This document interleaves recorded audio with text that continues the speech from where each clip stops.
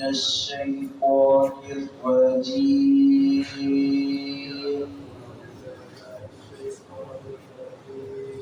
بسم الله الرحمن الرحيم.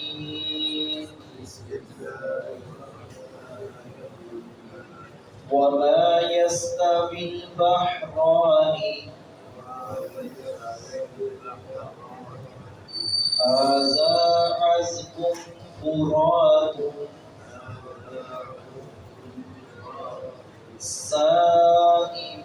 شرابه وهذا ملح أجاج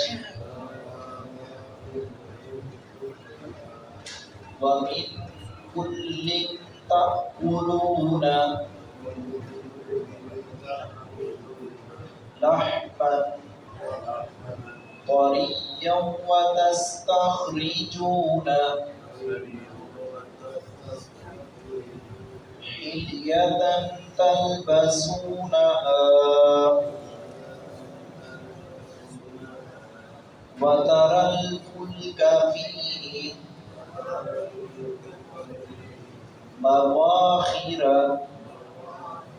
لتبتغوا من فضله وَلَعَلَّكُمْ تَشْكُرُونَ۔ خالق کائنات نے سورۃ الفاتر میں جہاں اپنی توحید کا تذکرہ کیا ہے، اس کے دلائل دیے ہیں، ساتھ پیارے نبی صلی اللہ علیہ وسلم کی رسالت اور آپ کی عالمگیر نبوت اور رسالت کا تذکرہ کیا ہے۔ اس کے ساتھ ساتھ اللہ رب العزت نے بالخصوص زمین کے اندر سے اگنے والی انگوریاں اور زمین سے پیدا ہونے والا اناج اور زمین کے اندر جو اللہ رب العزت نے ہمارے لیے ذخائر رکھے ہیں، مختلف اس کے ناموں سے ہم جانتے ہیں، اور ایک سے بڑھ کر ایک قیمتی ذخائر ہیں، اور یہ زمین اللہ رب العزت نے اس کو پانی کے اوپر بچھا دیا ہے، اور اس سے اچھا صاف اطیب اور صاف ستھرا نظام کسی کا نہیں۔ اللہ رب العزت کا کوئی شریک نہیں ہے، وہ ہمیشہ سے اور ہمیشہ تک رہے گا۔ اور یہاں اللہ رب العزت نے دریاؤں کا تذکرہ کیا ہے، سمندروں کا تذکرہ کیا ہے کہ کسی جگہ سے پانی جو ہے کھارا نکل رہا ہے، کسی جگہ سے میٹھا نکل رہا ہے۔ اور سورۃ الرحمن کے اندر اللہ رب العزت نے دو دریاؤں کا تذکرہ کیا ہے، دونوں کا پانی آپس میں ملتا نہیں ہے، یعنی کہ یہ نہیں کھارا میٹھے میں چلا گیا، میٹھا کھارے میں چلا گیا، چل رہے ہیں دونوں مخالف سمت میں برابر میں چل رہے ہیں، لیکن اللہ رب العزت کا اس پر پورا جو ہے کنٹرول ہے۔ اللہ رب العزت سے بڑی اور غالب اور زبردست ذات کوئی نہیں ہے۔ یہ پانی کہیں میٹھا ہے، کہیں کڑوا اور کھارا پانی ہے، اور اس کے ساتھ ساتھ اللہ رب العزت نے اب دیکھیں دنیا کے اندر اللہ رب العزت نے کئی ایک نعمتوں سے ہمیں نوازا ہے۔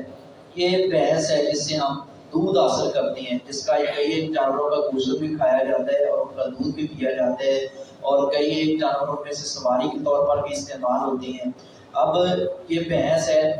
اللہ رب العزت نے کیسا نظام چلایا ہے کہ وہی چارہ کھاتی ہے، پانی پیتی ہے، پیشاب کا راستہ الگ ہے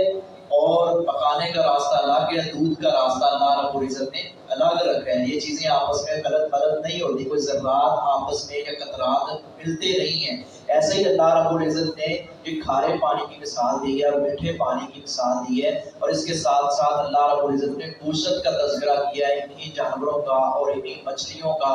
اور اس طرح زیورات کا تذکرہ، پھر سمندروں کے اندر چلنے والی کشتیوں کو